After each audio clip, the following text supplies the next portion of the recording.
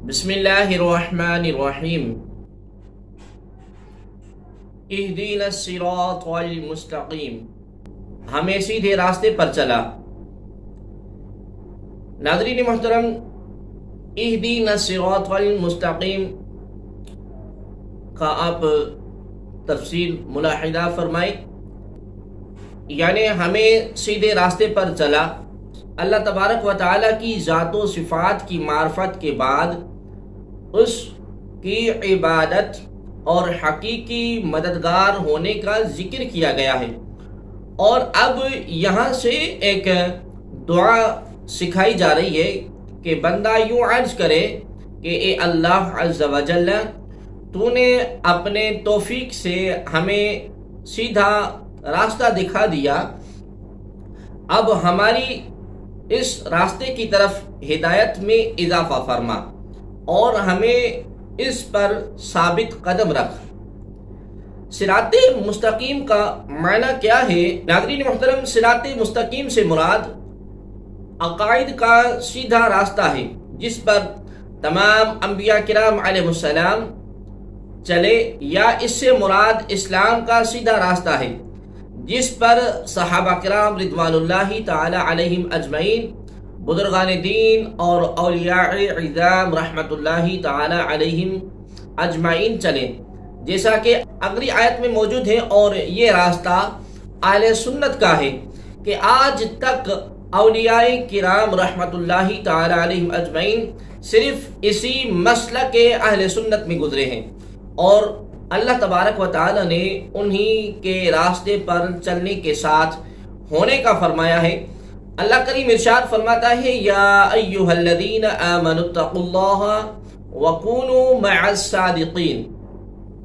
یعنی اے ایمان والو، اللہ سے ڈرو اور سچوں کے ساتھ ہو جاؤ۔ اور حضرت سیدنا انس رضی اللہ تعالی عنہ سے روایت ہے کہ سید المرسلین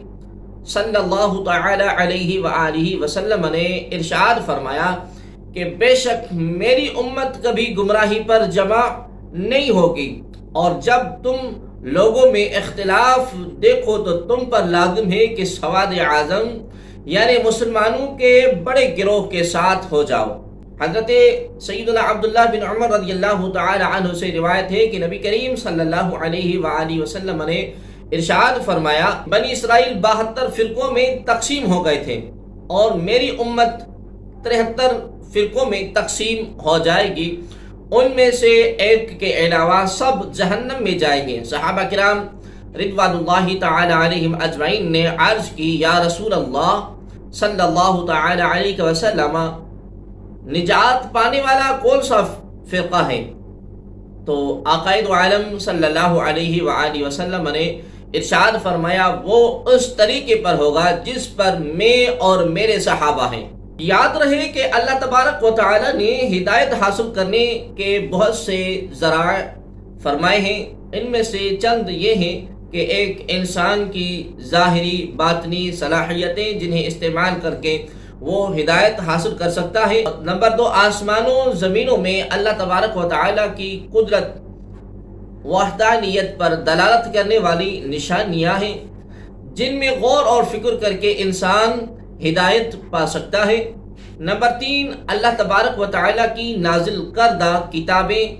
ان میں سے تورات، انجیل، زبور، قرآن پاک نازل ہونے سے پہلے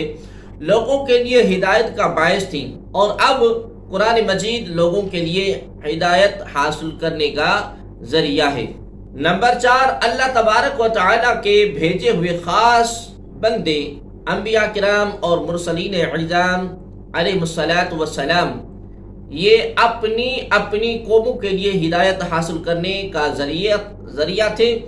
اور ہمارے نبی حضرت محمد مصطفیٰ صلی اللہ تعالی علیہ وآلہ وسلم قیامت تک آنے والے تمام لوگوں کے لیے ہدایت کا ذریعہ ہیں۔ ناظرین محترم، آیت اہدینا الصراط المستقیم سے معلوم ہونے والے احکام کون سے ہیں؟ تو اس کے لیے ہم وضاحت کرتے ہیں کہ اس آیت سے 3 باتیں ہمیں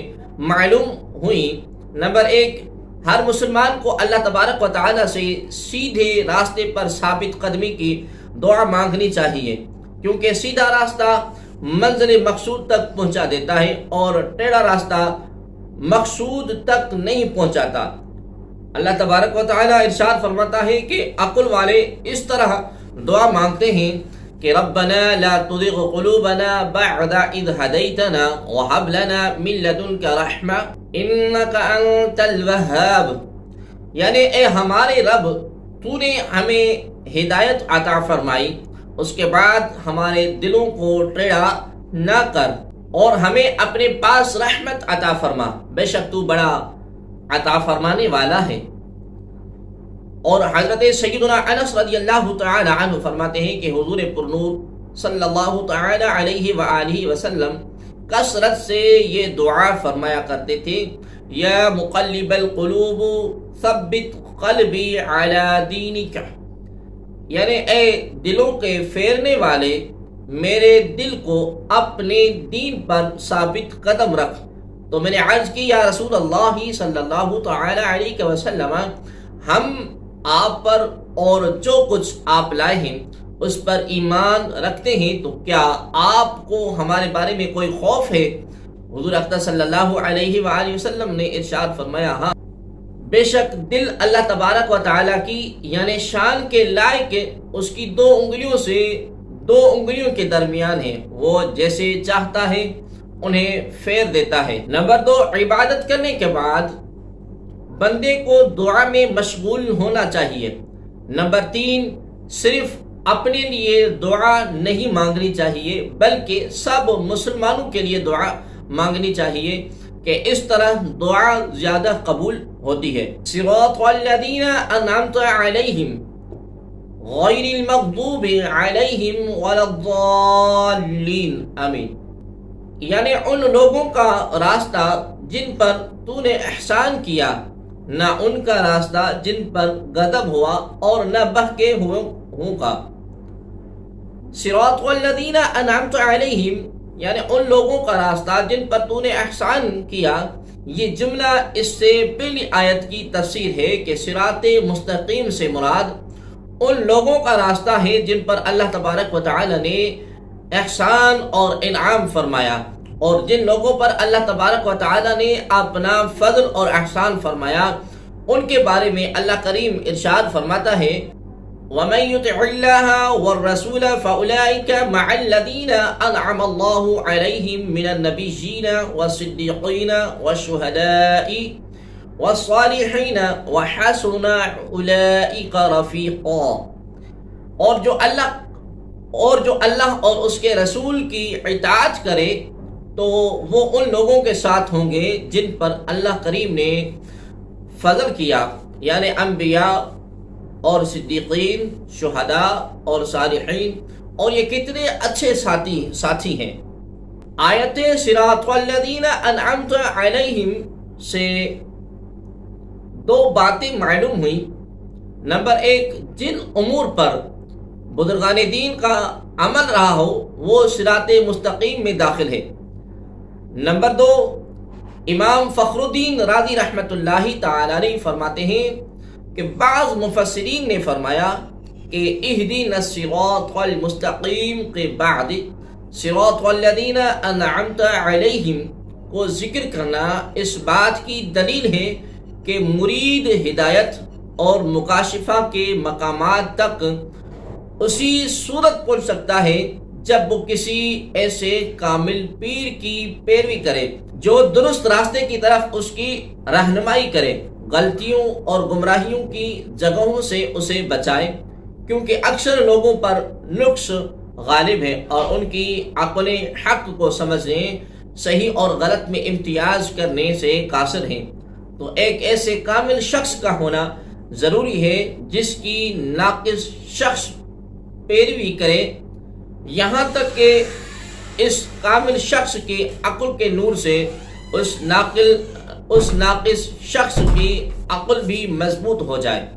تو اس صورت میں وہ سعادتوں کے درجات اور کمالات کی بلندیوں تک پہنچ سکتا ہے۔ غیر المغضوب علیہم ولا الضالین، نہ کہ ان کا راستہ جن پر غضب ہوا